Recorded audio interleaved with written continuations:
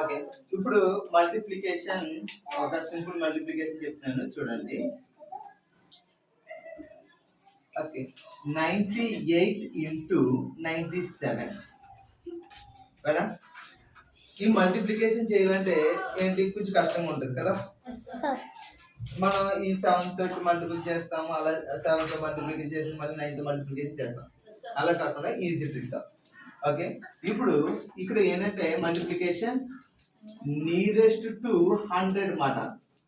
Multiplication, ఈ యొక్క multiplication పేరేంటి, నియరెస్ట్ టు 100. ఇప్పుడు 98 100 కి ఎంత దగ్గరలో ఉన్నది? 2. Very good, nice.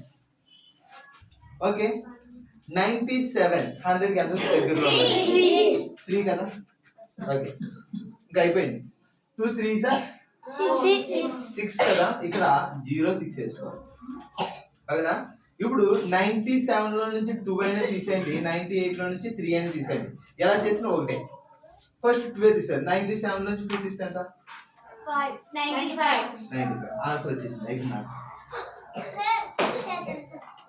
నెక్స్ట్ ఇంకొక సమ్. ఓకే, ఇంకొక సమ్.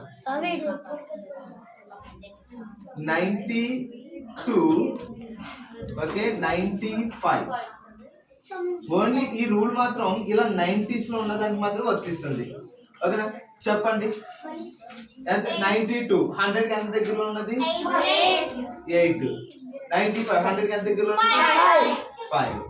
ఓకే, 8 5 40. దీనికి ఇంకా 0 వేసుకోవాల్సిన పని లేదు. ఇక్కడ నువ్వు మైనస్ 92 నుంచి క్రాస్ మైనస్ చేయనమాట. అది 92 నుంచి 5 తీసినా పర్వాలేదు, 95 నుంచి 8 తీసినా పర్వాలేదు. ఏం తీస్తారు, అలా తీస్తారు. 95 నుంచి 8 తీస్తే ఎంత? 87. మల్టిప్లికేషన్ చేస్తే ఓకేనా.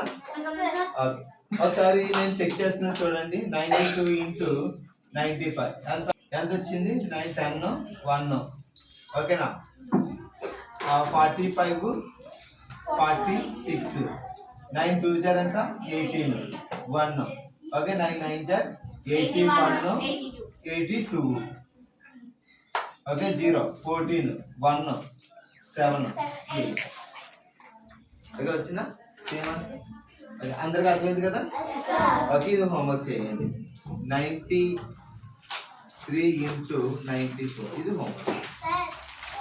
ఓకే.